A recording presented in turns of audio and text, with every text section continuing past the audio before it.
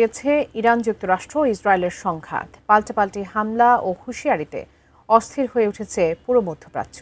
ঠিক এমন এক পরিস্থিতিতে মার্কিন রণতরী ইউএসএস জেরাল্ড আর ফোর্ডে অগ্নিকাণ্ডের ঘটনা নতুন করে চাঞ্চল্যের জন্ম দিয়েছে। কিন্তু কিভাবে লাগলো আগুন? এটি কি নিছক কোনো দুর্ঘটনা, নাকি ইরানের হামলার শিকার হয়েছে যুক্তরাষ্ট্রের সবচেয়ে বড় এই রণতরী? বিস্তারিত জানাচ্ছেন ফারিন রহমান প্রীতি। মধ্যপ্রাচ্যের উত্তেজনা ক্রমশ বাড়ছে।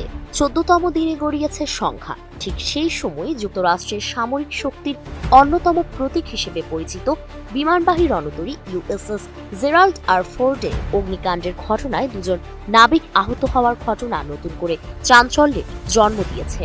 প্রশ্ন উঠেছে, এই ঘটনা কি আকস্মিক কোনো দুর্ঘটনা, নাকি ইরানের হামলার শিকার হয়েছে মার্কিন এই রণতরী?